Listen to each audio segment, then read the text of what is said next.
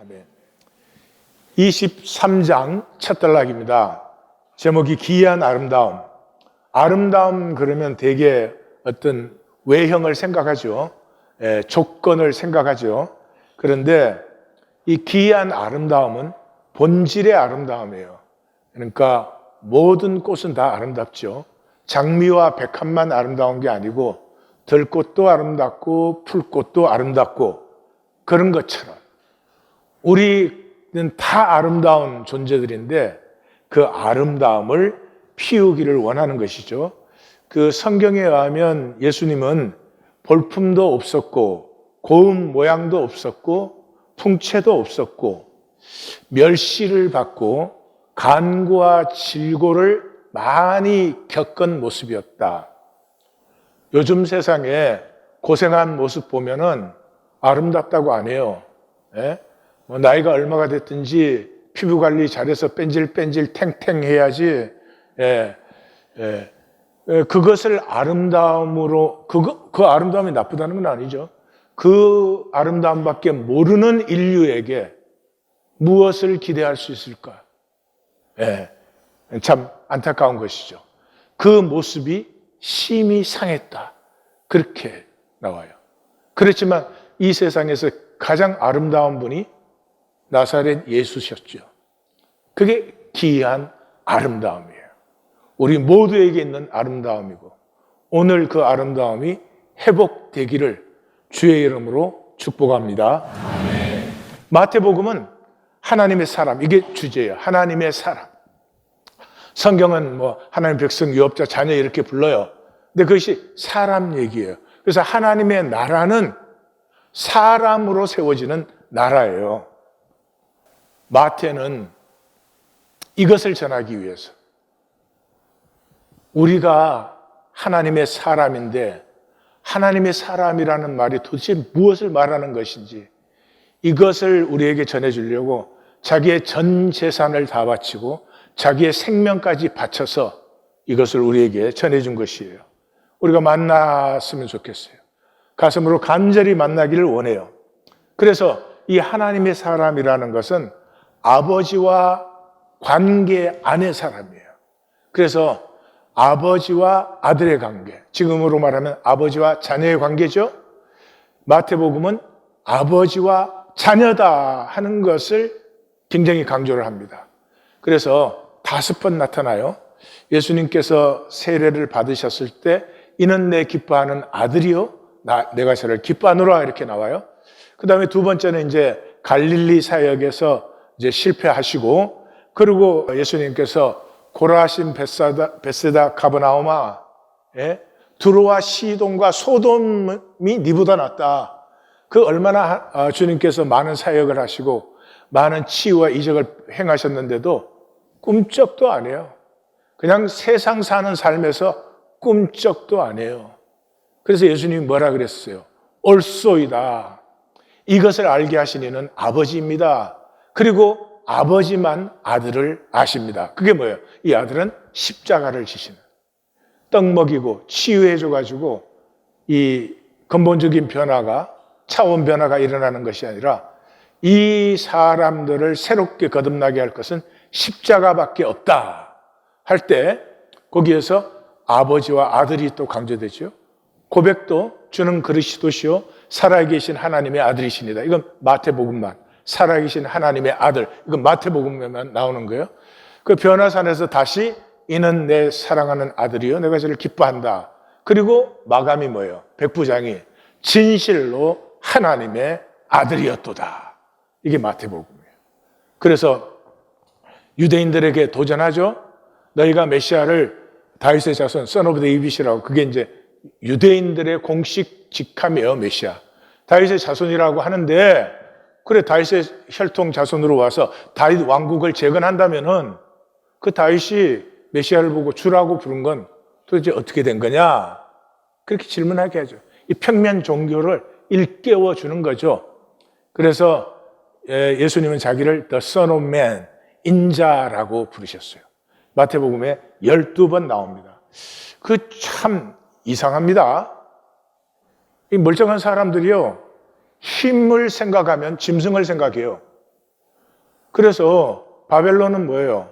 날개 달린, 독수리 날개 달고 있는 사자였고, 그 다음에 페르시아는 곰이었고, 헬라는 표범이었고, 로마는 그게 종합으로 된 괴물이었고, 지금도 미국은 독수리, 뭐 러시아는 그 어떤 힘을 상징하려고 할 때 짐승을 상징해요.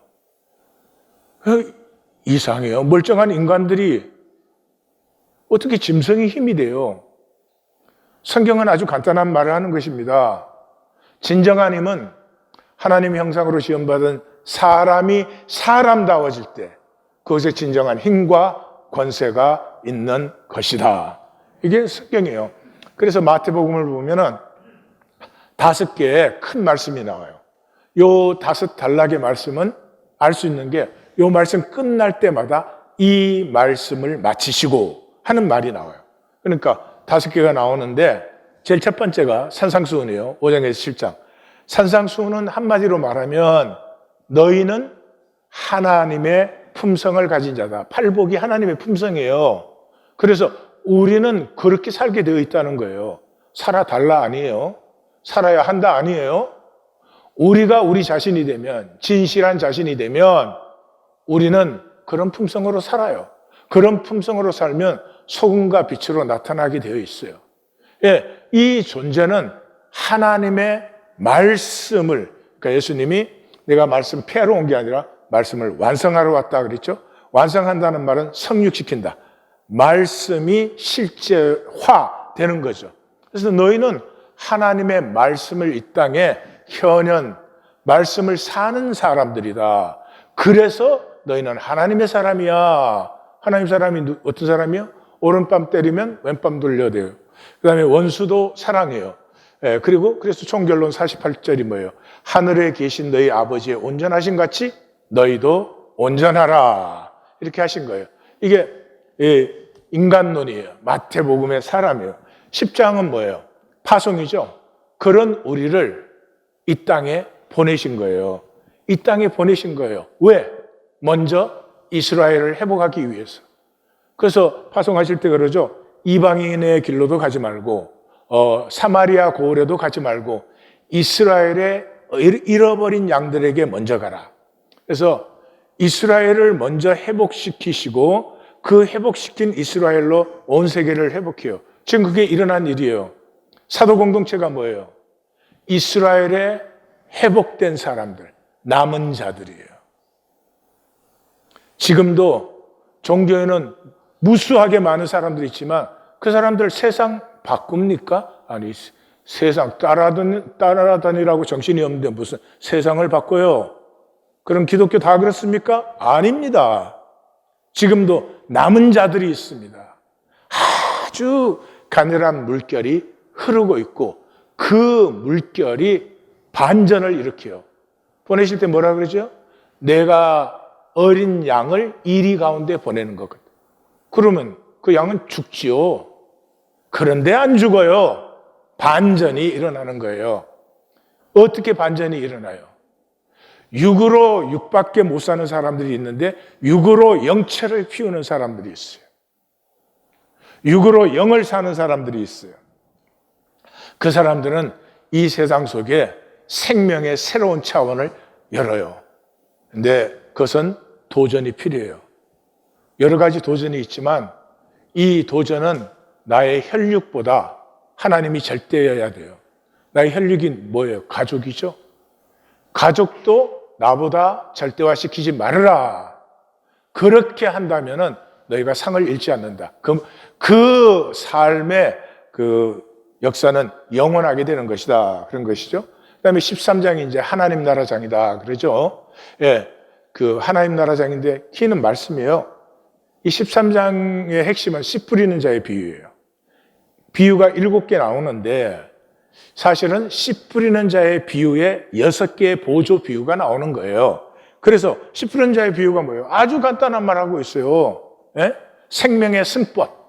생명은 30배, 60배, 100배 열매를 맺어요. 예. 고추 심으시면 하나 심었으니까 하나 달랑 달리지? 다시 한번 해봅시다, 그러면. 고추 하나 딱 심으면 하나 달랑 달려? 아유, 훌륭하다. 2시간 안에 끝낼게. 그 고추 한 송이 심어 놓으면 봄내 따먹잖아요. 그건 생명이에요. 반드시 30배, 60배, 100배예요. 뭐 뻥튀기 해주겠다는 거 아니에요. 생명 사는 자는 생명의 열매를 거둔다는 거예요. 그래서 그걸 표현하는 게 겨자씨 비유와 누룩의 비유예요. 누룩은 서말가루를 담고, 서말가루는 한 동네가 잔치하는 양이에요. 누룩 조금 넣으면 한 동네가 다 즐거워요. 그런데 조심해야 되는 게 있어요. 뭐예요? 가라지예요. 그래서 가라지 비유는 마태복음에만 나오는 거예요. 예? 가라지가 뭐예요? 가라지가 뭐예요? 종교, 짝퉁. 종교는 하나님 믿지 않아요. 그러니까 짝퉁이에요. 23장 마지막에 가서 보겠지만 예수님이 분명하게 말씀해요. 종교는 지옥 판결을 받는다. 제 말이 아니에요. 성경 찾아 읽어보세요. 종교는 지옥으로 가요. 지옥 판결을 받아요. 예수님의 말씀이에요. 그래서 어떻게 해야 돼? 다하여 보화와 진주의 비유. 다하여 찾아. 당연히 그렇지 않겠어요? 잠시 육체로 사는 세상을 지나가는데 이 삶에서 우리가 찾아야 될 것은 영원과 영원히 피어나는 생명을 찾아야지. 뭐 여기서 계급장 달고 뭐 그러고 돌아다니다가 허무해지면은 안 되지요.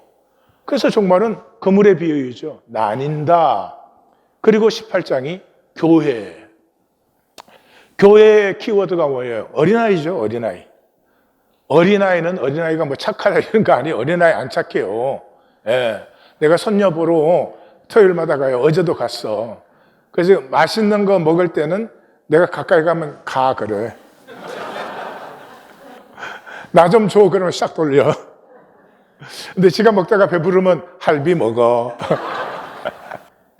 어린애 안 착해요. 재밌지, 그냥. 네. 그 어린아이에게 변화할 수 없는 특징이 있어요. 받음이에요, 받음. 부모 봤지? 이런 아이 봤어요? 나 이모부 싫어, 바꿔줘. 그 부모와 환경과 그 부모가 주는 모든 것을 어린아이는 받아요. 어린아이를 안 받기 시작하면 이미 어린아이 시대가 끝난 거예요. 그래서 어린아이는 우리가 하나님 앞에 어린아이예요. 하나님의 섭리가 있잖아요. 이하권이를 창조할 때는 이하권이가 하나님이 창조하신 이하권이로 피어나기 위한 섭리가 있잖아요. 그 섭리는 받아야 되는데 우리는 선악과로 내가 판단하거든. 아, 이건 안 좋아. 나 조금 더 부자였으면 좋겠어. 나 조금 더 잘생겼으면 좋겠어. 아니, 나 조금 더 성공했으면 좋겠어. 섭리를 안 받고 만들기에 미쳐 있어요. 그리고 이 세상이 미친 세상이에요, 솔직히. 예? 저 전쟁에 들어가는 저 돈이면은 제3세계와 우선 미국에서부터 가난하고 치료 못 받는 모든 사람 다 치료하고 다 잘 살게 할 수 있는데 저런 파괴를 하고 있어요.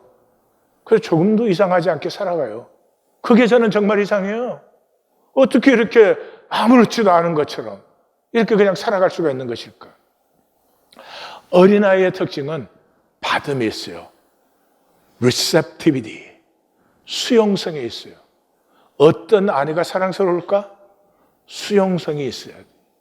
어떤 남편이 사랑스러울까? 수용성이 좀 있어야 돼요. 그냥 하나하나 아무것도 아닌 것까지 다 따져가지고 이러면 밥맛이지. 예, 그것을, 그 밥맛을 영어로 실족해라고 해요. 예, 어린아이에게 제일 위험하고 악한 게 실족해 하는 거예요. 스칸달리조라는 단어예요. 이 영적 세계에서는 이게 제일 중요해요. 그래서 이 어린아이를 실족해 시키는 자는 연자 맷돌을 목에 달고 깊은 바다에 빠져 죽어라 그랬어요. 세상에는 전부 스칸달리조 아니야? 나는 네보다 잘났어. 네가 나를 깔봐? 내가 맛을 보여주지. 이게 세상 아니에요? 교회에서는 그럴 수가 없는데요. 한 사람 한 사람이 하나님의 형상과 하나님 생명 가진 귀한 자녀인데 어떻게 감히 이 실족교가 교회론에서 7번 나와요? 근데 우리 번역 좀 보세요. 처음에 4번은 실족교였어요. 그 다음 2번은 범죄라고 번역을 했어요. 손과 발이 범죄하거든, 눈이 범죄하거든, 잘라버리라 이렇게. 그 스칸달리죠 단어예요.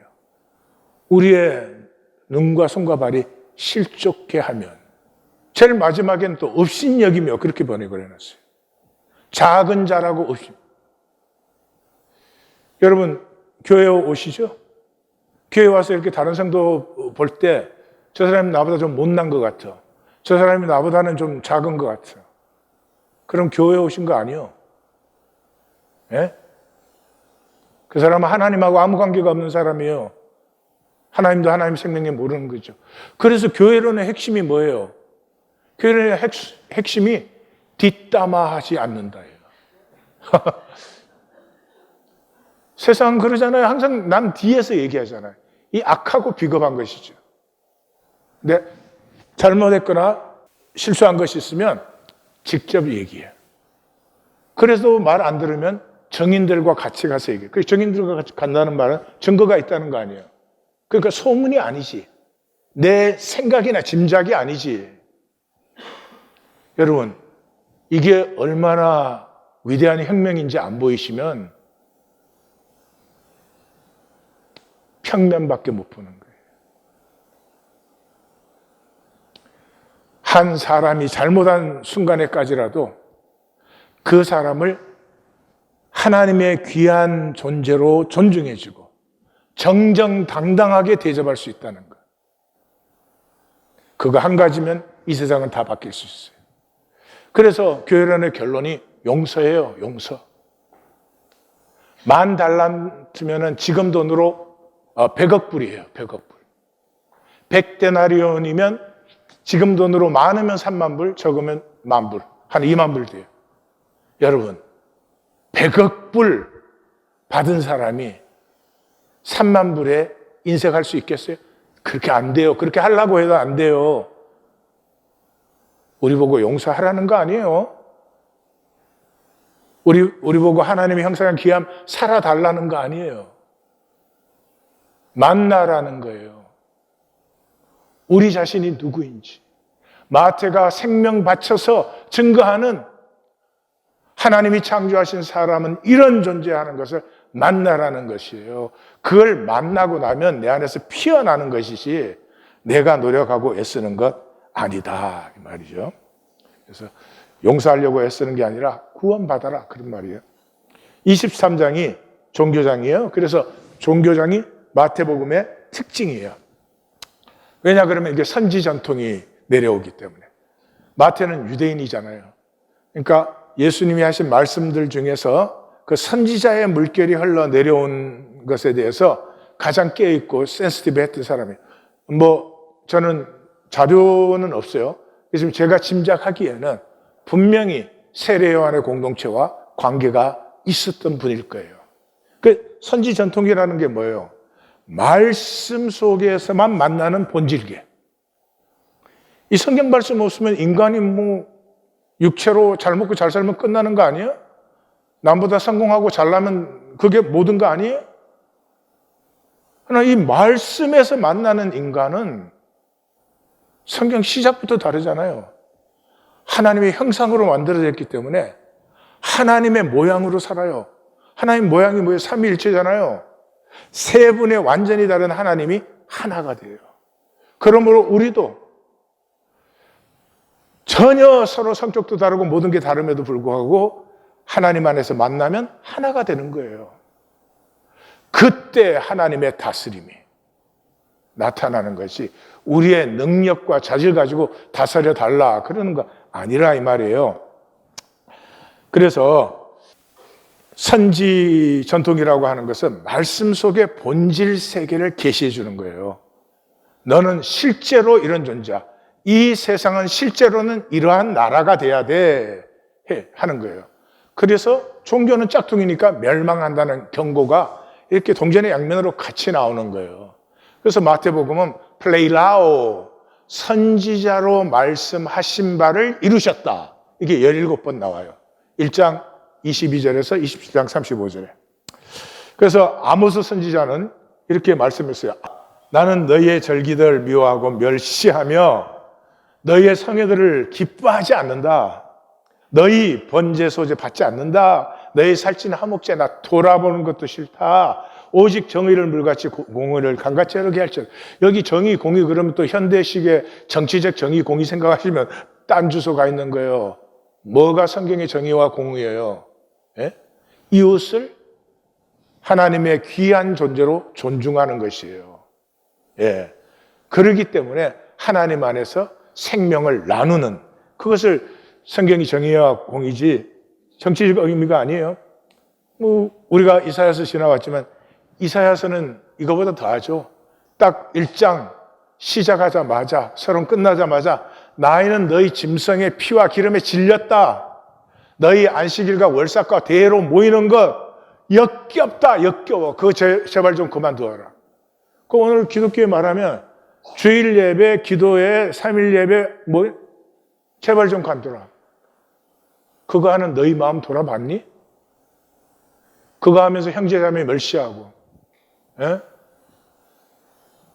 끼리끼리 패거리 만들고, 제발 좀 관두라. 이사야서는 그렇게 시작하는 거 아니에요? 그래서 마태 사도가 이 복음서를 적는 이유는 이미 종교화가 시작되었죠. 이 종교화가 본격적으로 나오는 건 3세기 중반이에요. 3세기 중반인데 그렇게 예수님이 십자가로 생명을 회복하셨음에도 또 종교가 돼요. 왜냐 그러면 그게 육체의 본성이에요. 육체의 본성이 뭐예요? 손해를 피하고 이익을 보려는 거예요. 십자가를 육으로 받으면 교회당 와서 육적인 물질적인 이익을 챙기려고 하는 것이지 생명의 진정한 희생과 나눔을 알지 못해요. 이 육체의 본성은 두려움 앞에서 더 강해져요. 그러니까 마태 공동체는 유대교의 핍박이 심했죠. 지금 기독교는 뭐를 두려워할까요? 지금 기독교가 제일 두려워하는 건 돈 떨어지는 거예요. 하나님 아니에요. 돈 떨어지는 거. 돈 떨어지면 큰일 나는 줄 알아요. 헛된 염려. Please. 그래서 이제 23장이 지나면 깨어있으라. 그래 갈레이오 하는 게 3번씩 2번 6번 나와요. 종말장 24장 25장에서 3번. 예수님의 마지막 밤에서 3번 이렇게 나오죠. 자, 이 마태복음에만 있는 독특한 23장의 구조는 핵심이 종교의 본성은 위선이다. 겉과 안이란 말이 4번 나와요. 겉과 안이 달라. 난 그게 정말 이상해요. 너무 말은 멋지게 해야 되는데 삶에는 사랑도 의도 긍휼도 없으면서 그게 종교의 본성이에요. 위선이에요. 마귀의 본성, 세상의 본성을 가지고 있는 것이 종교의 본성이에요. 그래서 종교의 총결론은 지옥의 판결을 받는다예요. 그 양쪽은, 앞쪽은 맹세예요. 맹세는 말의 권세를 잃어버린 거죠. 여러분, 말의 권세가 있으면 이면 이다, 아니면 아니다, 그럼 끝나는 거예요. 말의 권세가 없기 때문에 내가 맹세하는데 막 기도도 그냥을 못해요.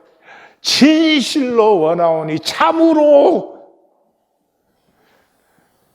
그 하나님의 심장마비 걸리지 않게 좀 우리 절제합시다. 그리고 종교는 악의 역사예요. 종교 중에서 가장 많은 악을 행한 것이 기독교예요. 비교가 안 될 정도로. 그 시작이 뭐예요? 전락에 있어요. 하나님의 사람을 세상 존재로 전락시켜버렸어요.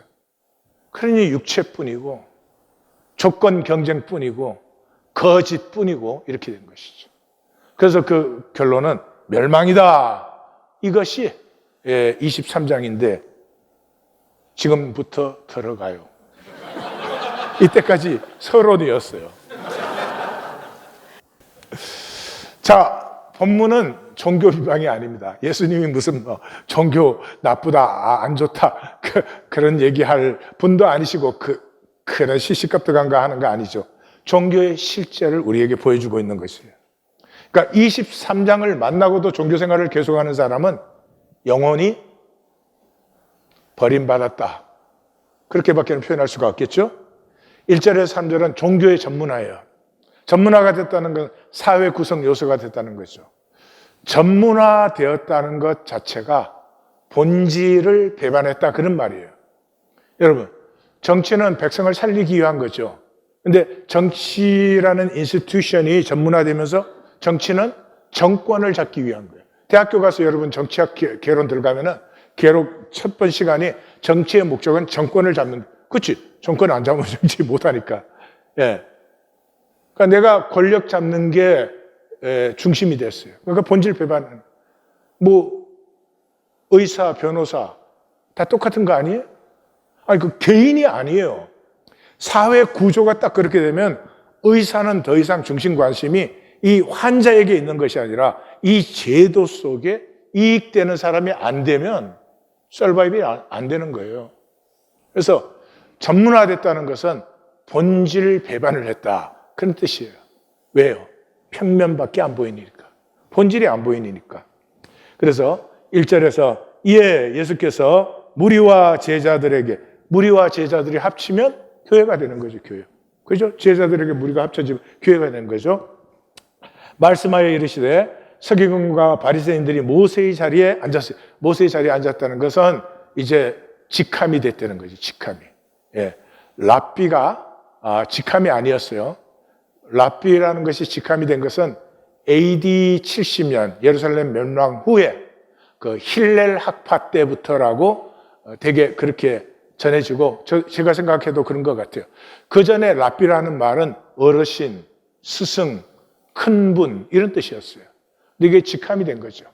예, 직함이 됐기 때문에 그러므로 무엇이든지 그들이 말하는 바는 행하고 지키되 그들의 행위는 본받지 말라. 그들은 말만 하고 행하지 않는다. 여기에 그들의 가르침이 옳다는 거 아니에요. 예, 가르침이라는 것은 생명의 길을 인도하는 것인데 이 종교의 지도자들은 생명길의 맹인이죠. 그래서 말은 옳게, 그러니까 말하는 것은 행하고 지키라. 말은 옳게 해요. 근데 말을 옳게 하는 이유는 말을 옳게 해야지 기도권을 잡기 때문이에요. 종교는 그냥 말이 옳은 게 아니에요. 말의 옳음으로 기도권을 잡는 싸움이에요. 예수님이 저들의 가르침은 잘못된 가르침이다 하는 건 이미 말씀하셨죠? 15장 9절에 보면 사람의 계명으로 교훈을 하니 교훈을 삼아 가르치니 나를 헛되이 경배하는 것이다. 또 제자들하고 갈 때 누룽 얘기를 하니까 제자들은 우리가 떡을 안 갖고 왔네. 그러니까 떡이 아니고 바리새인과 사두개인들의 교훈을 상가라는 것이다. 그러니까 종교인의 가르침은 잘못된 가르침이에요. 그 안에서 말의 옳음은 있어요. 그건 해도 돼. 그러나 저들의 행위는 절대로 본받아서는 안 된다. 그런 것이고 4절에서 7절은 본질에 맹인된 헛된 삶이에요. 여러분이 종교생활을 하신 것은 다 떠내려가는 것이에요. 종교로 하나도 내 생명은 피어나지 않습니다. 그 종교라는 그릇에 진리를 담을 때 생명이 피어나는 것이죠. 그래서 4절 무거운 짐을 묶어, 이 묶어가 데스무오라는 단어인데 쇠사슬로 묶어놓다는 뜻이에요. 사람 어깨에 지우되 자기는 이것을 한 손가락으로도 움직이려 하지 아니하며 이게 직함이 되니까 이제 자기는 높은 분이 됐죠. 높은 분이 되니까 시키기만 하면 되는 것이죠. 이게 종교의 모습이에요. 근데 그 지도자는 그런 이익이라도 있지. 그 밑에 종교 생활 하는 사람은 도대체 뭐 하는 거죠? 전혀 성찰이 없어요. 이걸 마지막에 볼 거예요. 5절 그들의 모든 행위를 사람에게 보이려 하나니 경문띠를 넓게 하며 참 경문은 이마와 이 손목에 붙이는 거거든요. 상자인데 이 규격이 정해져 있어요. 이건 크게 할 수가 없어요. 그러니까 띠를 넓게 해서 사람들에게 보이는 거예요. 미친 거 아니에요? 웃죠? 근데 우리가 그 짓 하잖아요. 우리 교회 와서 무슨 좀 잘하는 거 있으면 은근히 보이고 나타내고 인정받고 그거 원하지 않아요? 예. 종교가 그렇다는 거예요. 잔치의 윗자리와 회당의 높은 자리와 시장에서 문안받는 것과 사람에게 랍비나 칭함받는 것을 좋아하느니라. 예. 이게 뭐 대접받고 인정받고 칭함받는 거 좋은 것이죠. 근데 문제는 뭐예요? 요 조그만한 데 와가지고 여기서 그것도 거짓으로 제스처만 가지고 인정받고 대접받으려고 하는, 그게 종교인이에요. 대접받으세요. 역사와 우주에 이순신 장군처럼 시간이 흘러도 대접받는, 인정받는 삶을 사세요. 조그만한 데서 그냥 제스처, 게임으로. 왜 그런 짓을 해요? 나의 가치를 모르기 때문에. 지금 예수님이 하시는 말씀은 이런 짓 하지 말라가 아니에요.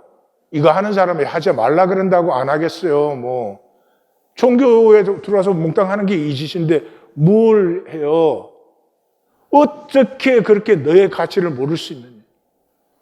너희가 그런 것이나 할 정도의 존재냐 하는 것을 우리에게 일깨우시는 것이죠. 이 현상 세계는, 세상은 참 불행한 세계예요. 왜냐 그러면 나됨을 누리지 못하니까. 나됨을. 세상에서 나는 뭐예요? 조건이야. 내가 뭐 직책이 뭐냐, 학력이 뭐냐, 경력이 뭐냐, 돈을 얼마나 가졌냐, 뭐 이런 것들이 나예요. 그런 것이 나니까 어떻게 돼요? 욕심 부릴 수밖에 없죠. 예, 욕심을 부리니까 뭐예요? 만들어서 보이기에 미치는 거예요. 그런 삶을 사는 우리 자신을 돌아보지 않는다는 것은 정말 우리의 책임이에요. 제 40년 목회에 가장 비극적인 불행이 자존심 하나로 자존심 지키는 사람들이에요. 이 자존심 세운 사람은 독해져요. 부부 사이에도 독해집니다. 자존심 세우지 마시고 자존감 있게 삽시다. 예? 예. 없는 가치를 겉으로 보여서 가치 인정받지 마시고 남이 인정하지 않아도 충분히 가치가 되는 삶을 우리 살아가십시다. 예. 그래서 sartre 같은 사람은 secreting his own nothingness 그랬잖아요. 사람이 뭐냐? 이게 텅 빈 허무예요. 거기에다 양파 껍질 계속 갖다 붙이는 게 인간이다 했는데 잘 보셨죠? 제가 자존심 얘기하는 것은 사실은 중요한 이유 때문이에요. 자존심을 세운 사람은 절대 돌이키지 못합니다. 절대 돌이킬 수가 없어요. 자존심이 생긴 사람은 자기의 그 잘못된 것이나 약점을 만나면 이렇게 말해요. 아, 내 조금 부족하구나. 앞으로는 더 잘해야지 이래요. 하나님이 지금 우리 보고 잘해라 못해라 그런 얘기예요? 근본 원리의 방향이 잘못되어 있는 거예요. 그러니까 그것을 만났을 때는 돌이켜야 되는데 돌이키지는 않고 나는 뭐 그렇게 잘못된 건 아니고 그냥 내가 조금 더 임프루브 하면 되지. 이렇게 해서 절대로 돌이킬 수 없어요. 종교인들은 그것 때문에 돌이켜지지가 않는 거죠. 지고의 복은 그러므로 나름 누림이죠. So at home. 저는 예수 처음 믿을 때 이 예수님이 좋아서 예수님에게 반했습니다. 예. 제가 창녀촌에 들어가 있다가 사람들이 나를 봤다면 내가 굉장히 좀 무안하고 비참해질 것 같아요. 근데 예수님이 창녀들과 같이 있으면은 너무나 자기 자신으로 편안하게 어울려 주시기 때문에 창녀들이 오히려 아름다워지는 So at home. 이러한 성도들의 코이노니아를 교회라고 하는 것이고 그 교회는 우리가 만들거나 세우거나 하는 것이 아니고요.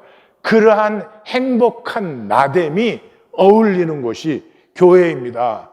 우리 하나님 교회는 교회 되고 싶습니다. 반드시 교회 되고 싶습니다. 그래서 갈 것입니다. 하나님 창조하시고 하나님 귀하게 하셨는데 왜 그걸 쏘가서 버리겠어요?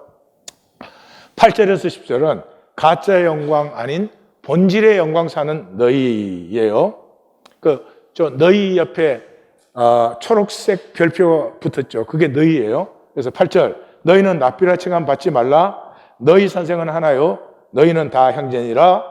9절, 땅의 사람을 아버지라 하지 말라. 너희 아버지는 한 분이시니 곧 하늘에 계신 이시니라. 10절, 또한 지도자라 칭함을 받지 말라. 너희 지도자는 한 분이시니 곧 하늘에 계신 이시니라. 할렐루야. 이 얼마나 좋아요. 혁명적이고. 이 세상에서 왜 헛된 몸부림, 정신토록 땀 흘려 수고하고도 가시덤불과 엉겅퀴를 거두고 허무에 굴복하고 썩어짐의 정도로 가는 삶을 살아요? 이 헛된 구분 때문에, 난 너보다 잘나야 되고, 난 너보다 똑똑해야 되고, 난 너에게 질 수 없고, 너보다는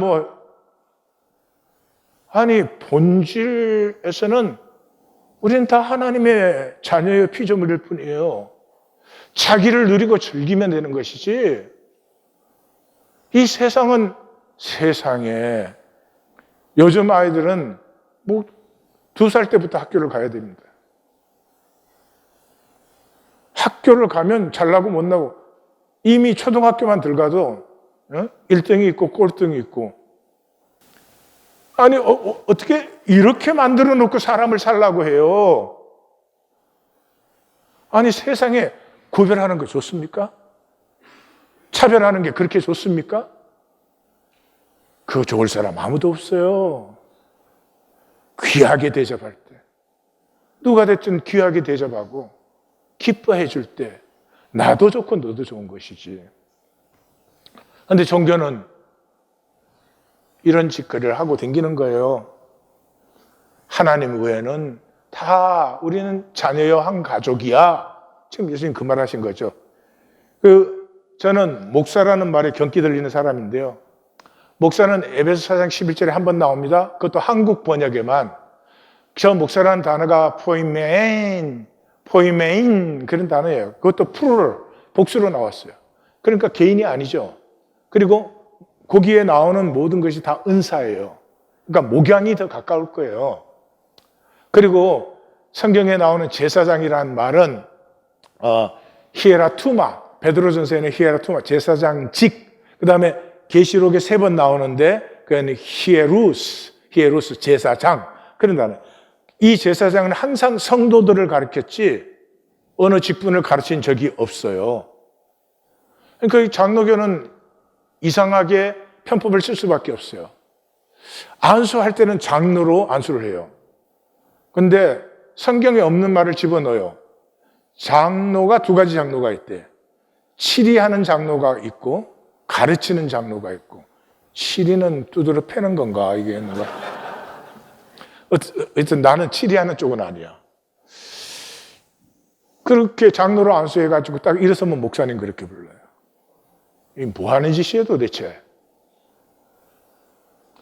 교회는 하나님 안에서 다 은사가 다르고 섬김의 분야가 다른 것이지 자기가 즐겁고 좋은 것을 섬기는 것이지 어찌 이것까지 직분을 만든다 이런 말이에요. 베드로 사도는 이 베드로전서는 이 소아시아에 있는 교회에 전해졌는데 소아시아 교회가 그때 제국의 핍박을 엄청나게 받고 있을 때입니다. 그때 그들에게 보낸 편지입니다. 우리 크게 한 목소리로 읽어봐요. 그러나 너희는 택하신 족속이요 왕 같은 제사장들이요 거룩한 나라요 그의 소유된 백성이니 이는 너희를 어두운 데서 불러내어 그의 기이한 빛에 들어가게 하신 이의 아름다운 덕을 선포하게 하려 하심이라. 너희의 삶이 괴롭고 지금 고통이 심하느냐? 하나님께서는 그 고통 때문에 더 아름답고 기이한 아름다움, 하나님의 아름다움을 현현시키고 계시는 것이다. 짧은 생에 우리 이렇게 사십시다. 남보다 조금 잘 먹고 잘 마시고 잘 입고 그걸로 살지 마십시다.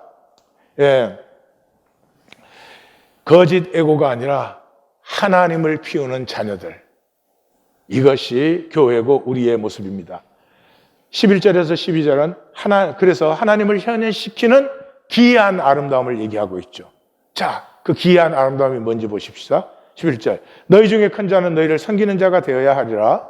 12절. 누구든지 자기를 높이는 자는 낮아지고 자기를 낮추는 자는 높아지리라. 여러분은 어떠십니까? 여러분은 어떠십니까? 예? 작은 자를 오히려 섬기고 존중해주는 그것 하나가 이 역사를 반전시킬 수 있다고 믿으십니까? 그렇습니다. 그렇습니다.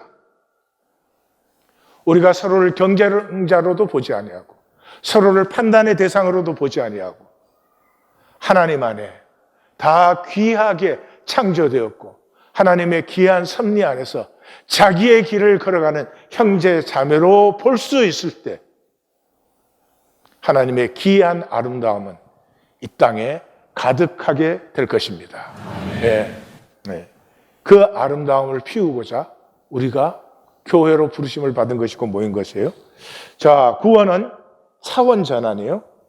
차원 전환은 초월적 관점이 열린다. 그 초월적 관점이 막 신비하고 이상한 게 아니라 이때까지 경쟁, 판단 대상으로 보던 너를 하나님의 아름다운 피조물로 하나님 안의 형제 자매로 보는 그 관점이에요. 그래서 니고데모가 찾아오니까 예수님이 그렇잖아요. 그 종교에 얼마나 대가예요. 그런데 거듭나지 아니하면 하나님 나라를 볼 수 없다. 본질이 보이지 않으면 뭐 아무리 훌륭하고 그거 아무 소용이 없어요. 근데 이 차원 전환의 열쇠는 우리 몸에 있어요. 종교는 영 그러면 구름 잡는 얘기를 해요. 아니에요. 성경은 영 그러면 몸을 얘기하고 있는 거예요. 몸. 우리의 몸이 하나님을 얼마든지 현현시킬 수 있는 하나님의 도구예요. 근데 우리는 몸을 살지 않고 속여서 자기 생각을 살죠. 그래서 우리 인간은 지금 그래요. 몸에 병이 생겨도 스스로 모르는 건 인간밖에 없어요. 자연의 동물은 자기가 금식해야 되면 금식하고 뭐를 찾아 먹어야 되는지 다 알아요. 그 몸이에요. 무엇이 문제냐?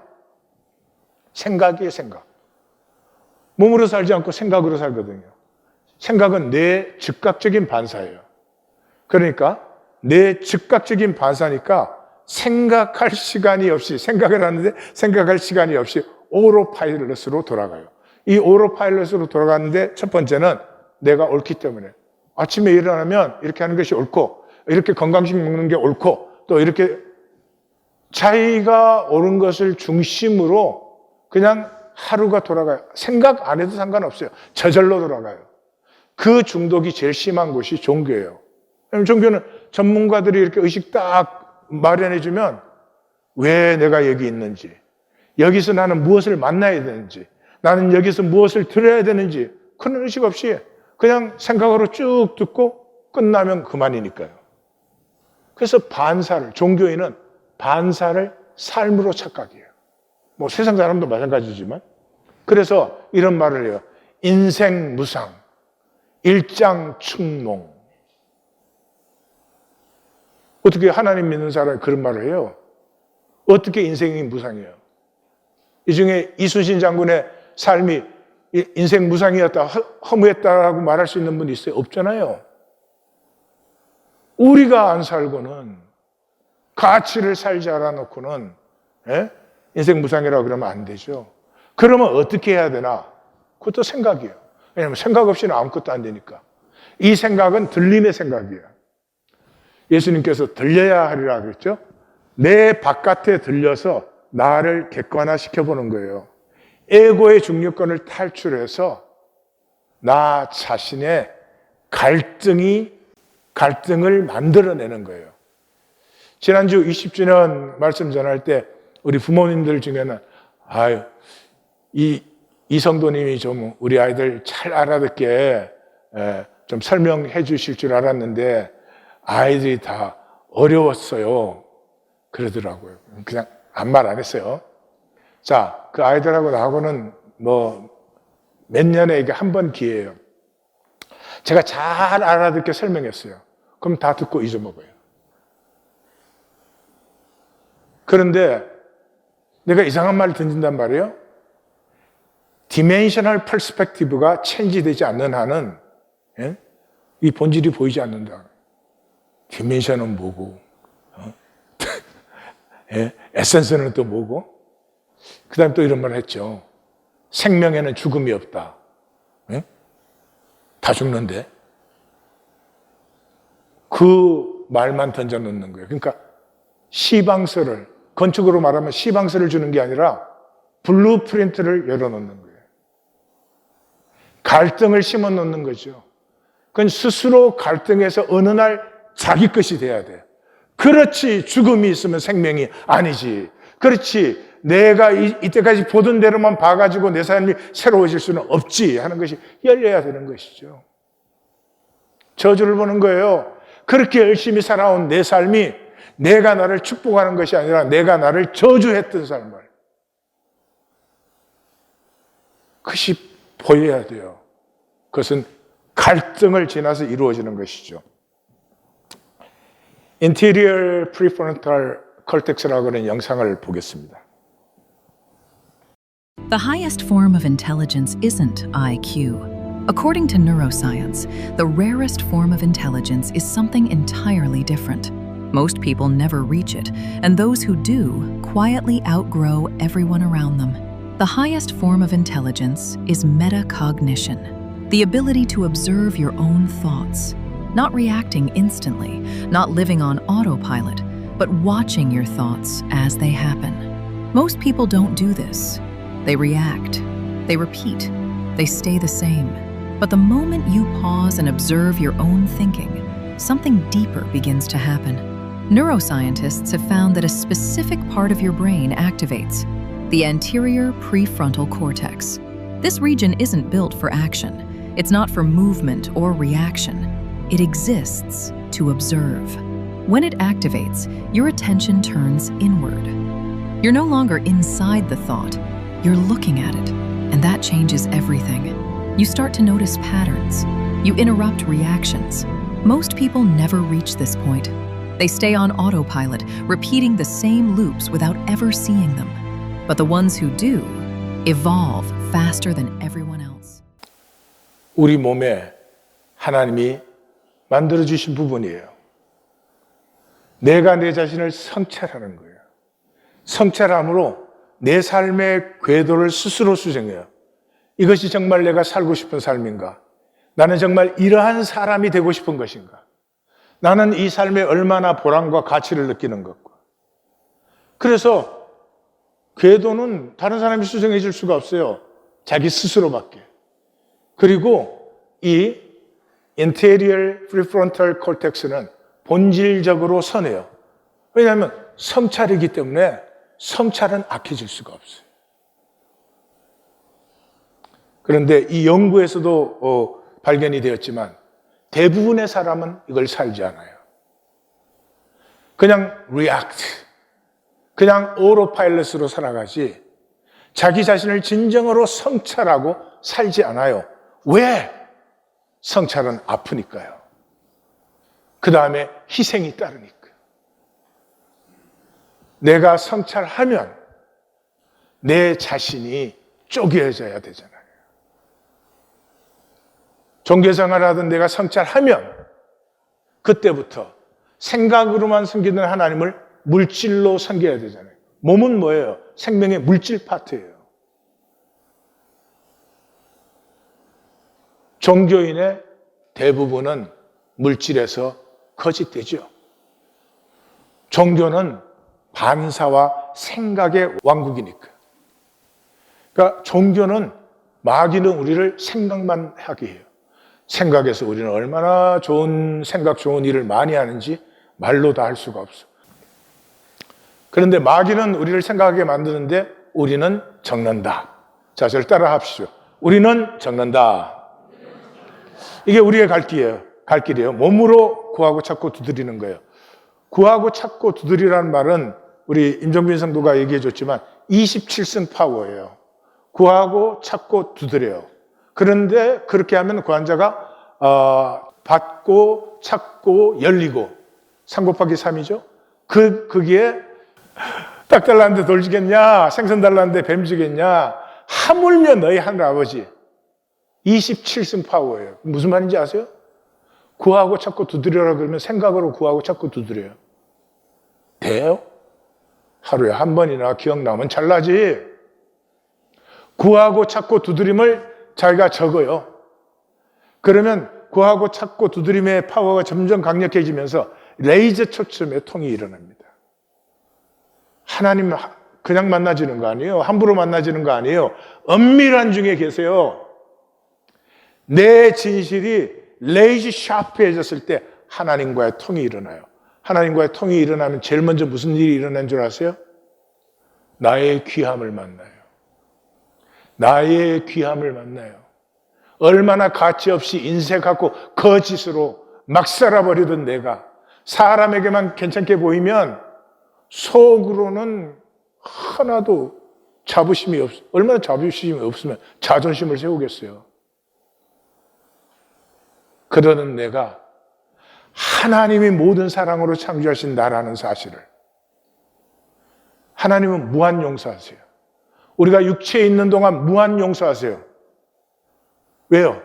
육체에 있는 동안은 돌이킬 수가 있으니까. 세상의 거짓이 저만큼 물러가죠. 너 잘나야 돼, 똑똑해야 돼. 야, 뭐 돈 좀 있고 경력 좀 있어야지. 네가 뭔데? 이런 시시껍적 가치 없는 것들이 그냥 수백 마리를 물러가 버리고 하나님 안에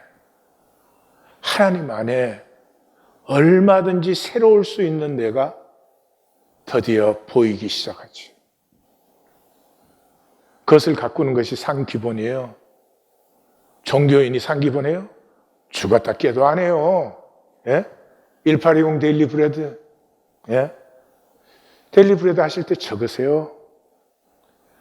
하고 나셔서 정리해서 적어도 좋아요. 말과 생각만 하지 마세요. 종교인은 말과 생각의 챔피언이잖아요. 그 다음에 몸된 훈련 하시면은, 몸된 훈련이 뭐예요? 성찬 훈련이죠. 지금 영상 본 그 훈련이 우리 그리스도의 몸된 훈련이에요. 성찬 훈련이잖아요. 그 성찬 훈련은 적으시는 것이에요. 적으면 스스로 속이기가 어려워져요. 말과 생각으로는 그냥 자기는 다 어려워. 남이 다 틀렸지. 예. 자신의 실체가 선명해져요. 그냥 뭐 이렇게 살면 됐지. 뭐 이만하면 괜찮지. 뭐 어떻게 하라고. 말과 생각에는 그게 얼마나 자동이에요. 근데 적어보세요. 새 결단이 피어나요. 나 이렇게 계속 살아서는 안 되겠구나. 나 갖고 싶은 게 있는데. 나 되고 싶은 꿈이 있는데. 이런 것들이 피어나죠. 무엇보다 천국과 지옥이 선명해집니다. 종교인들은 천국과 지옥이 한 개념이 돼가지고 그거 아무런 가치가 없어요. 예수님이 다 한 말씀 하신 거지 뭐. 그런데 종교생활 계속해 나가면 얼마나 내 존재가 가치 없고 허무해지고 그 영원한 거짓이 되어버리는지. 내가 하나님 나라에 붙들림 받으면서부터 나는 얼마나 새로울 수 있는지 이 천국과 지옥이 선명해지죠.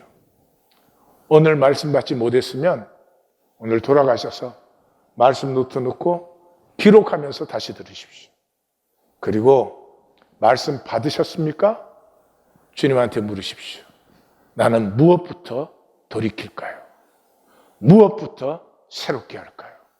그래서 반드시 행복한 하나님의 나라가 회복되어서 하나님의 교회가 이루어지기를 축원합니다. 기도하십시다.